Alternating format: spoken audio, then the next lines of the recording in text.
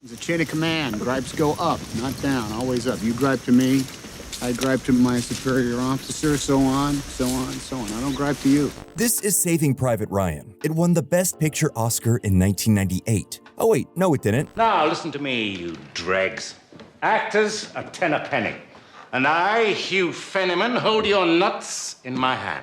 This is Shakespeare in Love. It won the Best Picture Oscar in 1998. Believe it or not, this movie fundamentally changed the trajectory of Hollywood forever. Sure, it seems like this is a not-so-memorable film from the peak of the 90s Miramax boom, but it's so much more. This movie actually turned out to be the guinea pig for how movie studios buy the Oscars. This fervor around award seasons, it's unbelievable. It's almost like Oscar Wildean. It's very much of the high court. These are the sophisticated people. The history of the Oscars is nothing short of complicated. Today, it's the award show to end all award shows, but it wasn't always that way. It was originally introduced as a gala event that would be used to showcase the best and brightest films that Tinseltown has to offer. However, this glitz and glam has always been something of a smokescreen. There's actually a darker truth behind why the Academy Awards, more commonly referred to as the Oscars, were introduced. They were intended to be used as a union-busting endeavor. The creation of the Academy of Motion Picture Arts and Sciences kicked off in 1927. It was meant as a workaround by Hollywood mega mogul Louis B. Mayer to attempt to kneecap the growing labor union advocacy efforts across town. In 1929, Mayer jump-started the Oscars. He did so both as a means of spreading positive awareness about films that he deemed worthy, and also in order to counteract some of early Hollywood's less than savory news stories, and specifically in order to have a proverbial carrot and stick to keep directors, actors, and other people advocating for unionization in line. As the decades progressed, the Oscars achieved one of Mayer's goals unilaterally. It became the gold standard, no pun intended, for artistic success. Filmmakers, actors, and producers would work their whole life attempting to be granted the honor of standing on the stage and accepting the small golden statue. Obviously, the seedy origins of the award show have never fully been removed, but they've since evolved significantly, or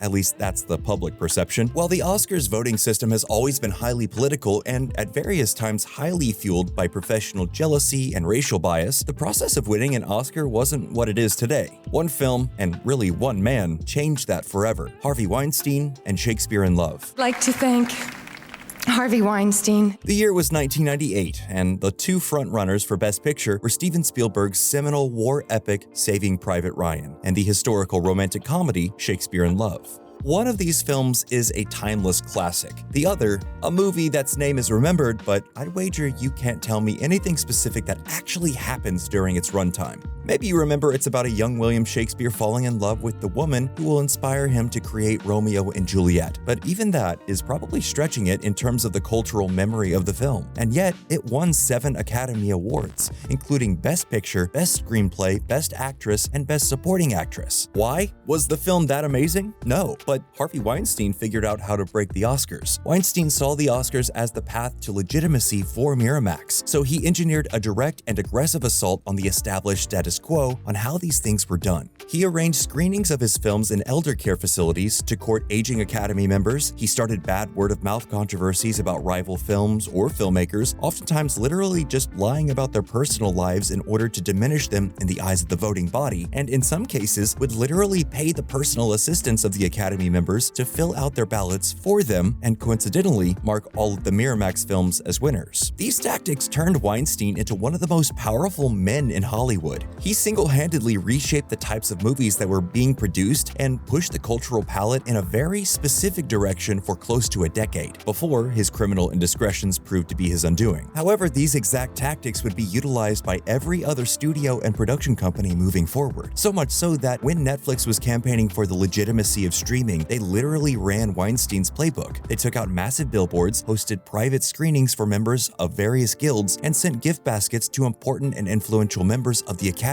These tactics are so successful that Netflix was able to use them to literally redefine what film and television even are. Can you imagine trying to explain what streaming is to someone from the 30s? It would be simultaneously really easy and really difficult, and Netflix used the glad-handing, self-corruption of definitely not payola to get the idea of what a movie movie even is altered. They paid through the nose to have streaming projects not thought of as made-for-TV level of quality. A theatrically exhibited film used to be the peak of artistic success, and they've thoroughly strong-armed every cultural tastemaker into having no choice but to publicly say otherwise, and it's negatively affecting everything. Writers can't afford to live, actors aren't able to support themselves, and theatrical windows are being diminished down to 2 weeks. The whole industry is seemingly shuddering to a stop, and you can draw a straight line from Harvey Weinstein bullying people into voting against Saving Private Ryan to the near collapse of all of Hollywood. It's everywhere. It's not even a choice, really. This way of campaigning and grandstanding for these awards can be seen all throughout Hollywood now. It's everywhere. It's not even a choice, really. If you're an artist working in this hellscape, you have to play the game. When Leonardo DiCaprio was making the push for The Revenant, he literally got engaged as a way to signal to the Academy voters that he was settling down and deserved the Best Actor win. As soon as he won, shockingly, he and his girlfriend,